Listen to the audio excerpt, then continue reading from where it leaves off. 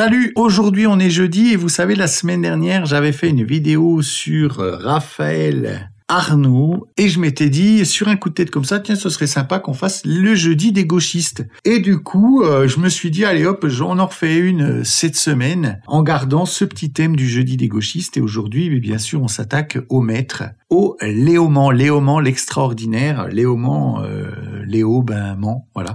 On va voir ça. Donc on va reprendre un petit peu tout ce qu'il nous dit là sur ses réseaux. On va voir ça. Par contre, je peux vous dire que je suis hyper content parce que là, je viens de me faire 1 heure d'enregistrement. Et oui. Sauf que je n'avais pas lancé les enregistrements. Je suis un peu dégoûté. J'espère que j'arriverai quand même à sortir la vidéo à temps. Sinon, elle sortira vers 19h. Hein. Si c'est pas 18h, tant pis, je pourrais peut-être pas faire autrement. Je vais faire de mon mieux. Je vous avoue que je suis hyper saoulé. J'avais fait ça bien et faut que je recommence. J'espère que je vais quand même réussir à garder encore un peu mon naturel parce que mes vidéos, je les fais comme ça, sans trop de préparation. Je prépare certaines choses pour avoir quand même les choses qui sont des chiffres, des choses qui sont factuelles, des choses que je peux avoir comme ça, les informations précises, je vais les chercher et comme ça me permet d'être dans le vrai ou dans le juste. Mais pour tout le reste, j'y vais à l'impro. Là, du coup, je me suis déjà tout coltiné à l'impro. Donc, on va voir comment ça va se passer. Mais je ferai de mon mieux, je vous promets. Alors, Léaumont, là, il nous parle. Donc, on est le 30 septembre. Donc, on va pas le prendre en compte, parce qu'il le laisse en première page, parce que pour lui, c'est très important. C'est pour dire qu'en gros, l'IFOP produit des sondages qui sont faux et qui font que le LFI, il est méchant et les gens, ils l'aiment pas alors que c'est pas vrai. Voilà, en gros.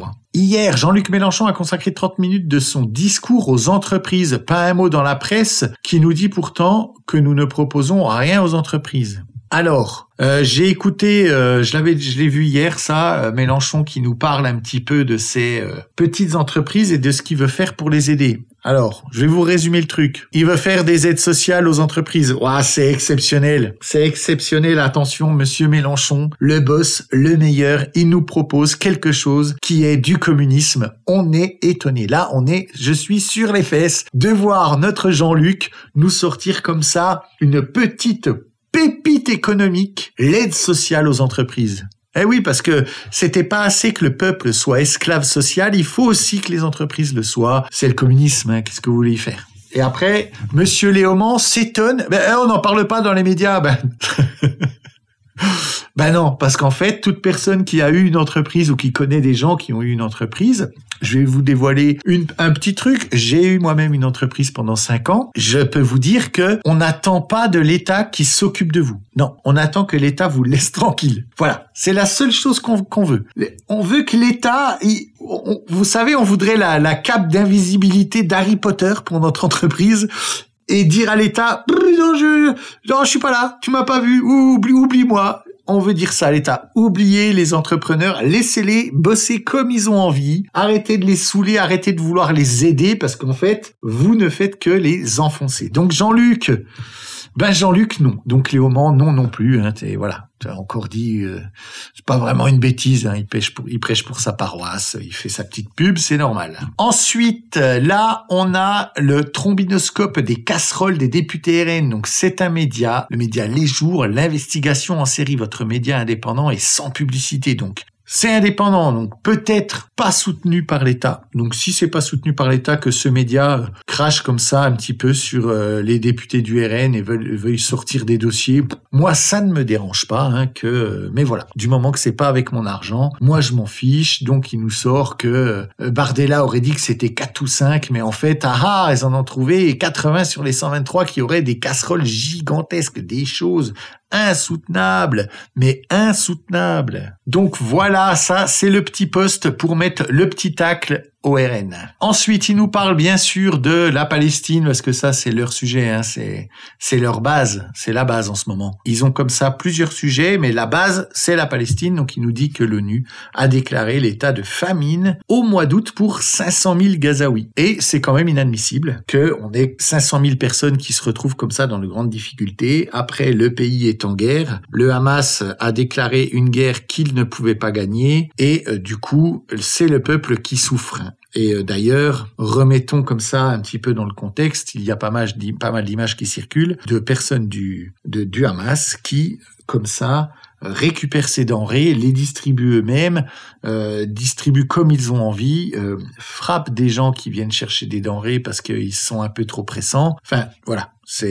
Tout n'est pas si rose, tout n'est pas si simple que ces enfants comme Léoman de 14 ans veulent bien nous le faire croire. Ce n'est pas les gentils et les méchants, tout est gris, tout est compliqué, et ce n'est pas en faisant de la manif, monsieur Léoman, qu'on arrive à ses fins. Ensuite, il nous fait une petite pub pour le Raphaël Arnaud, notre cible de la semaine dernière, qui lui nous parle, oui, je vous en avais parlé, les fameuses garanties la gratuité des parkings dans les établissements publics de santé. Là, je dois vous avouer que on serait un petit peu d'accord. Tu dois aller à l'hôpital parce que tu dois passer un scanner, tu dois payer le parking, t'as un peu les boules quand même. Mais bon, à la limite, si tu vas pour un scanner parce que t'as mal quelque part et puis il faut voir un peu ce que t'as, voilà, c'est ça.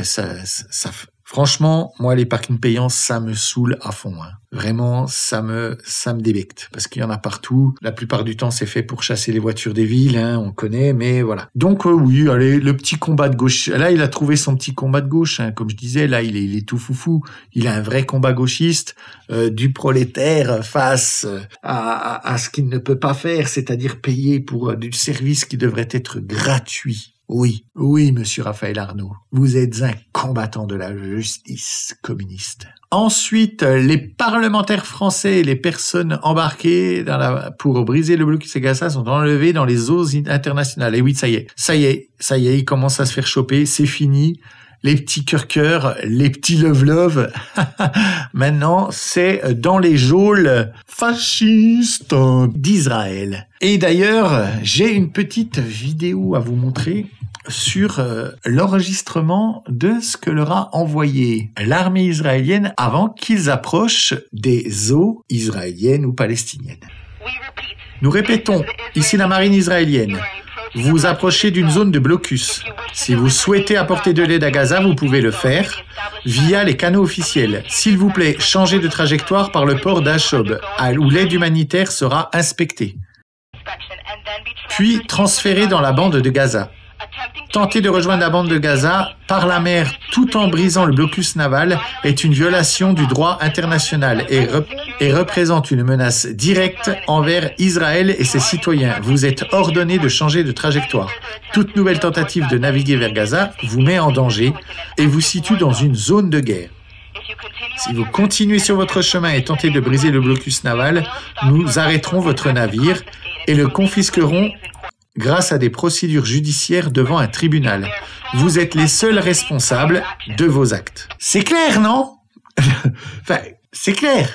Bisous, love, cœur, mais vous êtes en train de faire quelque chose qui va vous mener droit dans le mur. Mais ça y va quand même. Ça essaye pas de trouver de solution pour vraiment aider, parce que ce que veut Israël, c'est inspecter les colis, bien sûr, pour être sûr qu'à l'intérieur, il n'y ait pas de l'aide militaire. Ce n'est que pour ça qu'ils veulent inspecter les colis. Ils veulent aussi inspecter les colis parce que peut-être que dedans, il pourrait y avoir des choses dangereuses pour les populations, et comme ça, pouvoir redonner aux populations cette aide. Comme je disais juste avant, aide qui est parfois détournée par le Hamas, et c'est pour ça qu'Israël essaye de garder quand même un petit peu la main sur certaines de ces aides. Après, qu'on soit pour ou contre ce conflit, je le répète, la question elle est pas là. La question elle est que tout est très compliqué, qu'en ce moment il y a des gens qui souffrent et que les manifs place de la République, les bateaux des flottilles qui servent à rien, tout ça, ça n'aide personne, ça ne fait rien avancer. C'est de l'électoralisme crasseux. Ce qu'ils font, c'est utiliser la misère d'un peuple qui souffre, qu'on le veuille ou non. Un pays en guerre, c'est un peuple qui souffre plus que tout. Il n'y a rien de pire que ça,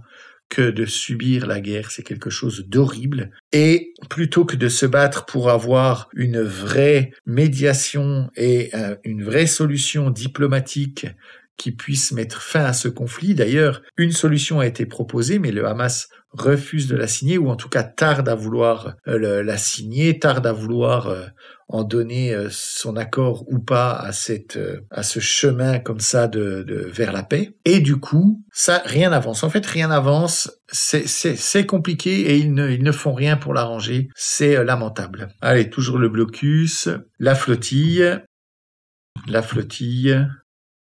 Ensuite, l'égoïsme des milliardaires est l'unique cause de cette misère insupportable. En France, de plus en plus d'étudiants ne mangent pas à leur faim. Et lui nous dit, l'égoïsme des milliardaires est l'unique cause. L'unique cause de cette misère insupportable. C'est ça qu'il est en train de nous dire. C'est l'unique cause. Comment peut-on être responsable politique, être député au sein de l'Assemblée et oser dire que si ces étudiants galèrent, l'unique cause, c'est l'égoïsme des milliardaires? Oser dire ça, mais c'est d'un mensonge, mais c'est de la manipulation, c'est vraiment, mais faut être en dessous de tout pour oser faire ça, surtout qu'il sait très bien que ce n'est pas vrai, mais il le dit quand même.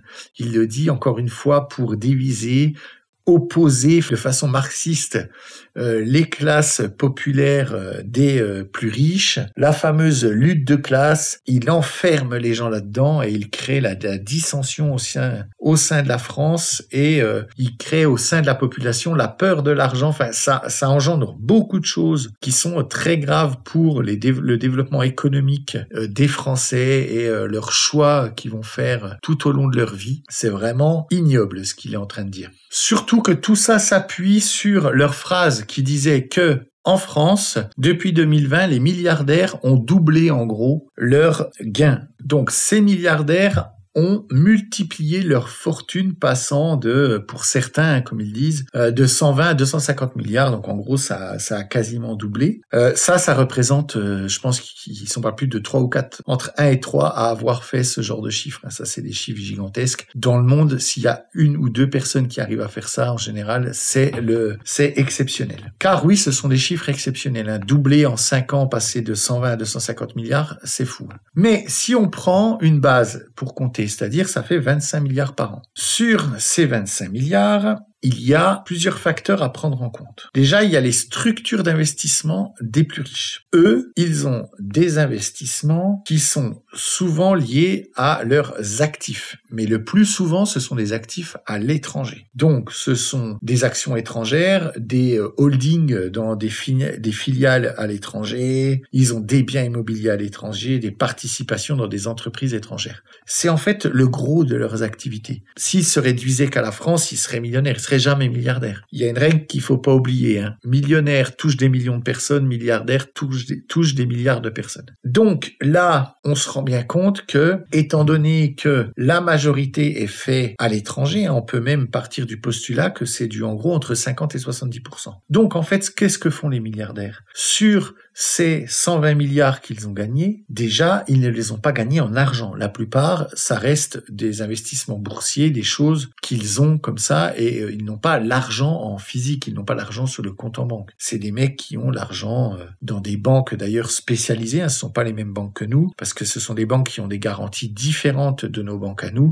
Nous, vous savez, si la banque fait faillite, elle redonne 100 000 euros, elle vous redonne un plafond de 100 000 euros. Et là, par contre, pour ce genre de personnes, ce sont des banques qui ont des garanties bien plus énormes, et ce sont des gens qui peuvent avoir sur des comptes des sommes en dizaines de millions d'euros, mais c'est jamais beaucoup plus. Vous savez, une fois que vous avez 10 millions sur un compte, avant de les dépenser, il va se passer de l'eau sous les ponts. À part quand ils s'achètent un yacht à 30 millions, la plupart du temps, ils dépensent jamais ça en fait. Donc on a ces gens qui font le plus souvent travailler des usines françaises qui sont, si je prends l'exemple de LVMH, si on prend, qui font vendre des produits français à l'export, ce qui est la base pour avoir une économie forte, ce sont les exportations. Pourquoi? Car vous transformez une devise étrangère en euros. Donc vous créez directement de la richesse, c'est-à-dire que vous prenez de la devise étrangère que vous ramenez dans votre pays. Parce que nous, la France, quand on crée de l'argent, si vous travaillez et que votre travail vous rapporte 100 euros, la personne pour laquelle vous avez fait ce travail a donné de son argent qu'elle a elle-même gagné de par son travail. Donc en fait, c'est un peu un cercle comme ça sans fin où tout le monde s'échange 100 euros et ça fait comme ça tourner une économie interne. C'est pour ça qu'on avait créé les inflations, c'est pour ça que les fonctionnements économiques ont été ont été comme ça organisés ces 50, 60, 70 dernières années. C'est parce qu'on pouvait comme ça, dans des moments, même ça fait même plus longtemps que ça que ce genre d'action est mise en place. Mais en tout cas, voilà, on pouvait créer comme ça de l'inflation pour jouer comme ça avec les monnaies, et les devises étrangères par rapport à notre devise, fluidifier comme ça les dépenses, faire en sorte que ce soit plus facile pour l'étranger d'acheter des choses en France. Enfin voilà. L'économie est vraiment basée là-dessus. Donc, ce sont des gens qui contribuent énormément à ça. Ce sont des énormes contributeurs à l'économie française. Donc, leur cracher dessus, c'est très clairement une grosse erreur de choix politique. C'est du grand n'importe quoi. Et je rebondis là-dessus sur un autre chiffre qui nous avait sorti. Vous savez, quand là, avec les problèmes de gouvernement qu'on a, là, qu'ils essayent de faire un budget qui n'y arrive pas, où il fallait économiser 40 milliards pour descendre à 3% de négatif. Oui, parce qu'on en est là. En France, on en est à gratter 40 milliards pour être quand même dans le négatif, mais que de 3%. Il nous avait avancé comme chiffre, c'est la LFI et c'était Léo Aumont qui en parlait le plus, le fait qu'il y avait 211 milliards d'aides données aux entreprises et que la plupart de ces aides étaient données aux entreprises de ces milliardaires aux grands groupes et compagnie. Bon, il s'est avéré que sur ces 211 milliards, en fait, ce n'était peut-être que 110 milliards, donc ce n'est plus du tout 211 milliards. Il s'est avéré qu'en fait, en aide directe, c'est-à-dire en gain pur d'argent de l'entreprise venant de l'État, ce coût est extrêmement faible. En fait, il serait même à moins de 50 milliards, parce qu'en fait, ce sont juste le plus souvent, ce sont des exonérations de taxes. Je vous donne un exemple. Quelqu'un cherche un emploi depuis 1 an, il a droit à 2 ans de chômage. Une entreprise l'embauche, lui fait un CDI. Eh bien, parce qu'il a fait un CDI, par exemple, l'État va lui dire, eh ben, vous payez pas de charges pendant 1 année parce qu'en fait, le chômage qui n'est pas donné parce que la personne travaille, c'est une économie bien plus grande que les taxes que on réduit pour l'entreprise. Et en fait, c'est ça. Ces 211 milliards que nous a avancés Léo Aumont, ce n'est que pour la plupart du temps ce genre de choses, c'est-à-dire faire de la politique de droite, arrêter de taxer les entreprises pour qu'ils puissent embaucher en fait, et pour les aider. Et c'est ça qu'on attend, monsieur Léo Aumont. Ce n'est pas, comme l'a dit Mélenchon, créer des aides sociales pour les entreprises. D'ailleurs, c'est rien que de dire la phrase, il y a quelque chose de stupide dans cette phrase. Enfin, comment on peut en arriver à, au final, mettre en place et annoncer comme ça devant une assemblée et dans un grand discours qu'ils vont créer de l'aide sociale à l'entreprise. Enfin, c'est complètement fou. Donc, monsieur Léo Aumont, tu fais encore ta fouine, ce n'est pas vrai. Et arrêtez avec votre marxisme stupide. La flottille... Là, ah oui, c'est toujours l'histoire des sondages. Hein. Vous allez voir, ils ont bloqué avec ça, mais ils ont bugué sur cette histoire de sondage. Là, c'est un truc de fou. Là, la flottille, la croisière s'amuse, la flottille, la flottille. La flottille, la flottille, la flottille, la flottille, la flottille. C'est pas la chenille, c'est la flottille. Ah, pardon, la flottille. Oh oui, et puis là, on avait le live de notre cher monsieur Léomantus Papricus. On va écouter là ce qu'il a à nous dire. Juste avant, je vous le mets quand même, le juste avant. Ça fait écho à ma vidéo sur la gauche et mon premier épisode. Allez le voir si vous l'avez pas vu, c'est hyper intéressant. Mais quand est-ce que je parle d'autre chose en fait ? Vous me faites vraiment marrer. Alors ça, c'est les fachos, tu vois. Tu parles quand des Français, tu parles jamais de la France. Gna gna gna. Tu parles jamais de la France. Alors littéralement, je pense que je passe mon temps à parler de la France et en plus à parler de l'histoire de France. C'est quand même des fois, je pense que même les gens qui me suivent et qui sont plutôt de mon bord politique et plutôt d'accord avec moi, je pense que des fois, je les saoule avec mon kink sur l'histoire de France. Tu vois. D'ailleurs, c'est tellement le cas que... Regardez mon équipe, ce qu'ils m'ont offert pour mon anniversaire. Mon anniversaire, c'était le 4 septembre. Théma, ce qu'ils m'ont offert. Alors là, les fachos vont hurler, tu vois. Oh là là, un buste de Robespierre. Oui. Oui, un buste de Robespierre. Et ça, c'est la gendarmerie de Saint-Laurent-du-Maroni. Top. Pour ceux qui nous écoutaient depuis la Guyane. Donc voilà, on m'a offert ça. Et effectivement, ça m'amuse toujours. Hein, tu parles quand des Français? En fait, on parle sans arrêt des Français. C'est pas parce qu'il y a une partie des Français que vous aimez pas en raison de leur couleur de peau, ou de leur religion, ou de leur origine. Ça commence. En fait, non, il comprend pas. Il comprend vraiment pas. Ils comprennent pas du tout ce qu'on veut dire quand on leur dit quand est-ce que vous allez parler des Français. En fait, ils n'arrivent pas à comprendre parce qu'en fait, ils n'arrivent pas à comprendre ce que c'est que d'être français. Il ne comprend pas que quand on dit ça, c'est quand vous allez parler des Français, mais du cœur des Français. Quand est-ce que vous allez parler de ceux qui ont cette France au fond de leur cœur ancrée? En fait, c'est ça qu'il comprend pas. Ça n'a rien à voir avec son blabla là de oui. Dans sa tête, quand quelqu'un lui dit quand est-ce que vous parlez des Français, lui il pense quand est-ce que vous parlez des Blancs. Non mais imaginez ce qu'il pense des Français en fait quand il dit ça. Lui, il s'imagine que quand on dit quand est-ce que vous parlez des Français, c'est quand est-ce que vous allez parler des Blancs. Ces gens ont un véritable problème avec les origines des gens, la couleur de peau des gens. Ils sont vraiment, mais ils sont bloqués là-dedans. Mais c'est quelque chose c'est insupportable à quel point ils ne comprennent pas de quoi nous voulons parler quand on leur dit ce genre de phrase. Ils ne comprennent rien. Ils sont perdus, ils sont dans leur monde. Ils se battent contre un fantôme qui n'existe pas. Ils ont vraiment la sensation qu'ils ont face à eux que de l'adorateur du petit moustachu horrible qui veulent mettre à la tête du pays un dictateur. Enfin, ils sont complètement perdus, les pauvres, mais ils sont perdus. Que ça n'en fait pas moins des Français, et c'est tant pis pour vous, je suis désolé. Il va falloir vous y faire. Il y a une partie des Français que vous aimez pas, mais c'est des Français. Donc quand je parle du racisme, je parle du racisme qui est vécu par les Français. Mais attendez, je vais encore plus loin. Même quand je parle des étrangers ou des personnes immigrées qui n'ont pas la nationalité française, je parle aussi de la France.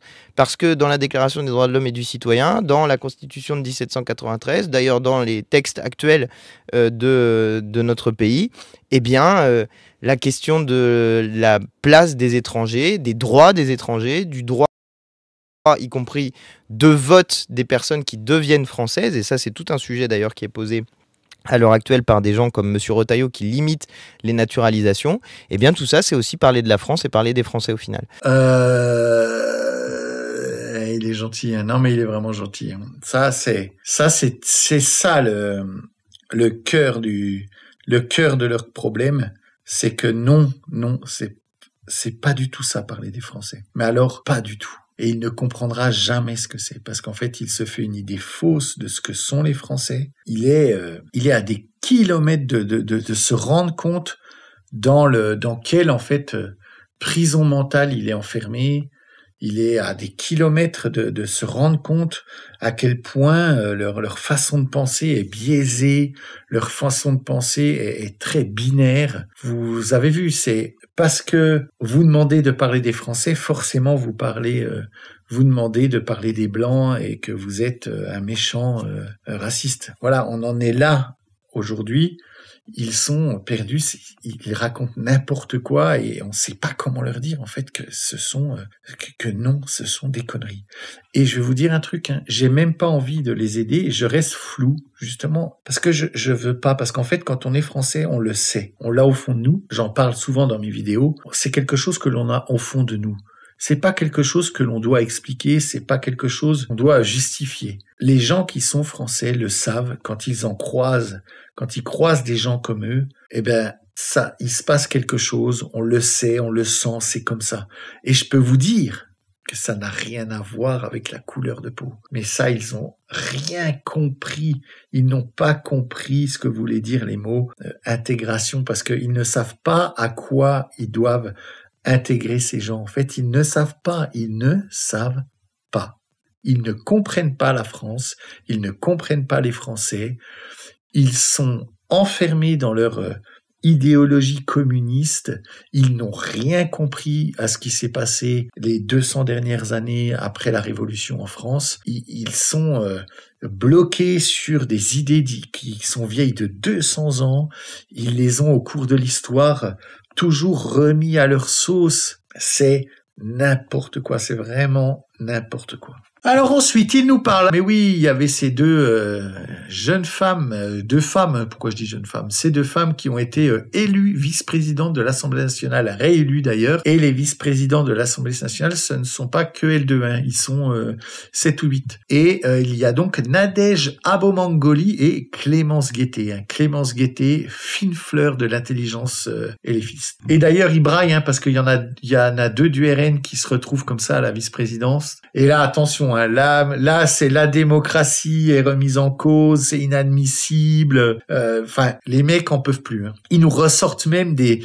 discours de Chirac qui disaient qu'il fallait s'opposer à l'époque où Jean-Marie Le Pen avait été au deuxième tour. Maintenant, ils mettent carrément ils s'appuient sur des propos de Jacques Chirac pour mettre en avant leur politique. Tellement ils sont perdus en fait.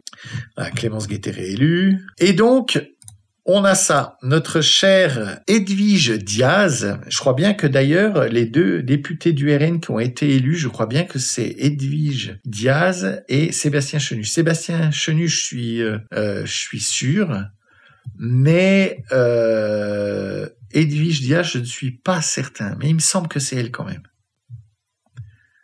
Ah, je sais plus qui c'est. Ah, voilà. Enfin, bon, bref, on s'en fiche. C'est pas important pour notre histoire avec notre cher Léaumont. Et on va voir. Là, il dit attention. Le RN est finalement contre la prison quand ça concerne les copains. Bon, déjà, là, on va parler de Sarkozy. Hein. Donc, copain du RN, Sarkozy.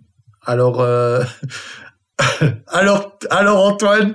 T'as vraiment compris ce que c'était la politique française. Là, tu nous prouves que vraiment tu sais de quoi tu parles. Donc, en fait, je vais vous dire, hier, j'étais sur le marché de Saint-André de Cubzac, dans ma circonscription, et les gens me disaient, et je les comprends, que cette exécution provisoire des peines de première instance, c'était la négation du second degré de juridiction et donc de l'état de droit. Ça, c'est le fameux, le second degré de juridiction, c'est le fameux, vous savez, vous faites appel. Donc, à partir du moment où, normalement, si vous pouvez faire appel, le jugement n'est jamais exécutoire immédiatement pour vous laisser le temps de faire appel, justement, parce que à partir du moment où vous faites appel, vous êtes de nouveau considéré comme innocent. Et là, il nous dit que là, le RN serait contre la prison. Non, le RN est contre qu'on bafoue le droit en fait français.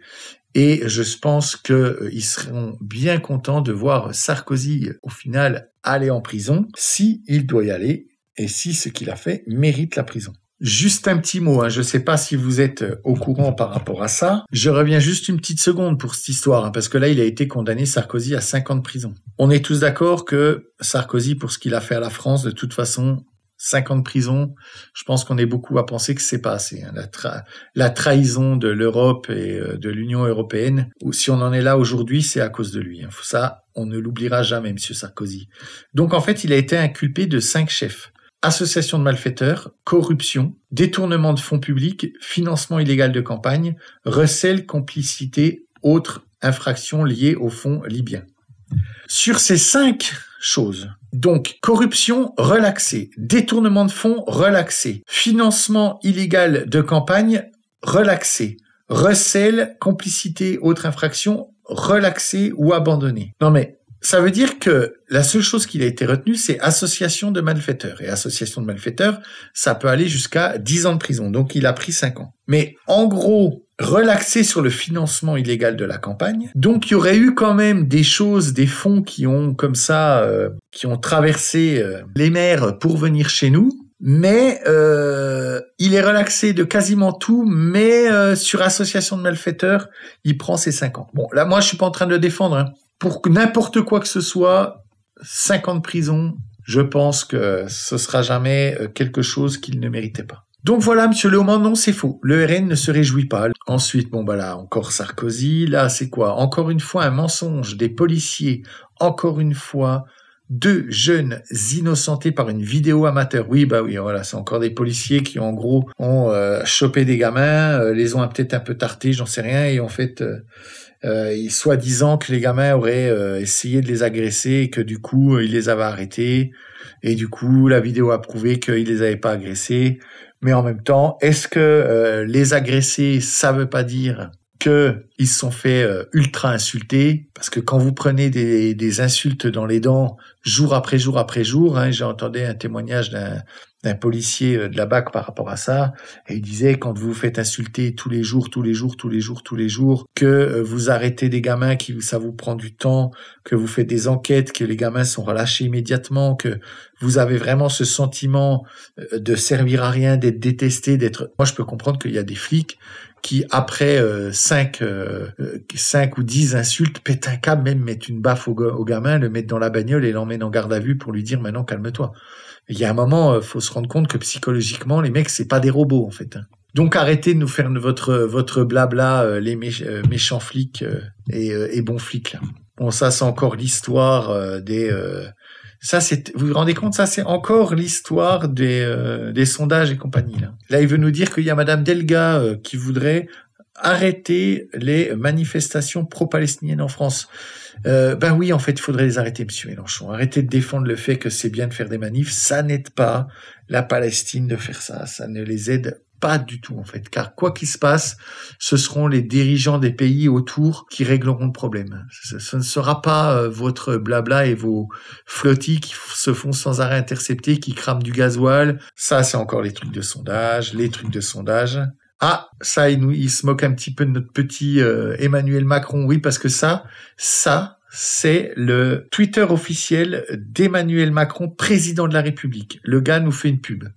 L'an dernier, 50 000 d'entre vous ont bénéficié du leasing social pour rouler en voiture électrique. C'est bon pour le pouvoir d'achat, bon pour nos usines, bon pour les emplois. Donc, en fait, ils la reconduisent pour 2026. Moi, là encore, c'est comme Mélenchon avec son aide sociale aux entreprises. Là, c'est du leasing social, ce qui est de l'aide sociale aux entreprises, hein, ni plus ni moins. Après, on vient nous dire, les gens de la LFI, que Macron, il serait d'extrême droite. Hein, attention, hein, son cousin était un petit moustachu. Là, on va loin. Donc, il essaye de nous faire croire, c'est du pipeau, c'est du blabla. Son aide, d'ailleurs, j'ai mis un commentaire, j'ai mis ça... Et ça dérégule le marché, c'est parfait. Toujours les meilleures décisions. Bah oui, parce que c'est vrai qu'il dérégule le marché. Le marché se fait avec des gens qui ont des besoins et d'autres qui résolvent ces besoins. Là, ce que vous faites, c'est vous voulez charger absolument, forcer les gens à acheter ces voitures électriques. Du coup, ces voitures électriques perdent énormément de cotes parce qu'en fait elles sont invendables une fois le leasing terminé. Personne ne peut les acheter, personne ne veut les acheter parce qu'elles sont trop chères. Ils ne savent plus quoi en faire, c'est du grand n'importe quoi. C'est n'importe quoi. Et là, il nous fait la pub d'un de ses amis de la LFI qui nous parle du fait qu'en fait, il était allé avec ces jeunes qu'il avait emmenés à l'Assemblée nationale, et c'était en 2008. Et aujourd'hui, il y siège. Et il met qu'il est fier d'agir pour eux et qu'il transmet les valeurs de la République et donner à chaque jeune les clés pour croire en son avenir.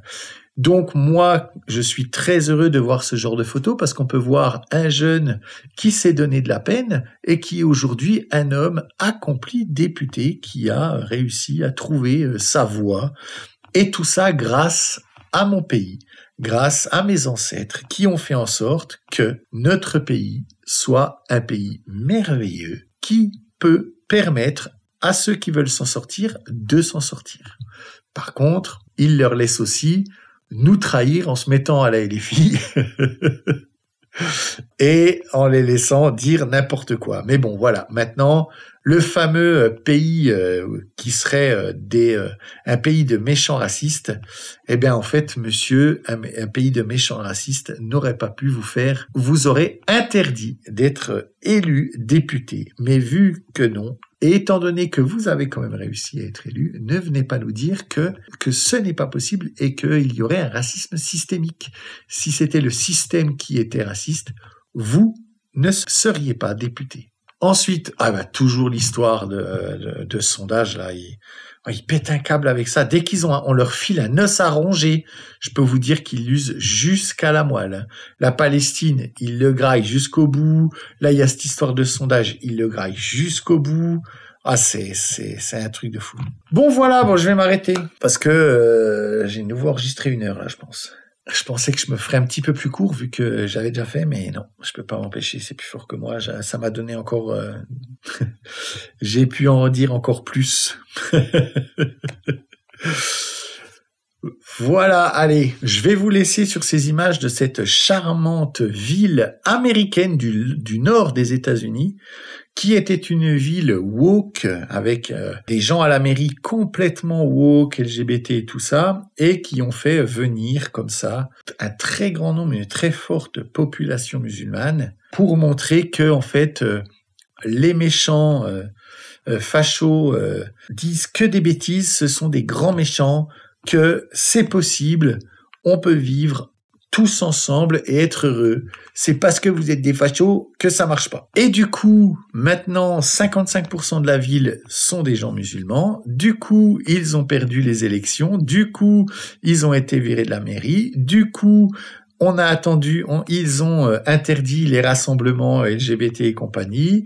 Du coup, ils se sont fait discriminer. Et du coup, ils pleurent. Ils pleurent. Bah oui, ils pleurent. Hein. Nos amis les woke pleurent. Et ça peut être un exemple de ce qui pourrait se passer à plus grande échelle. À garder en mémoire cette petite ville qui est un petit échantillon peut-être de notre avenir. Et là, je vais vous montrer, c'est une fête religieuse. Et ce sont les gens du village qui fêtent de manière sympathique leur fête religieuse. Donc voilà, merci à tous. J'espère que ces jeudis gauchistes vous plaisent. Dites-le moi en commentaire.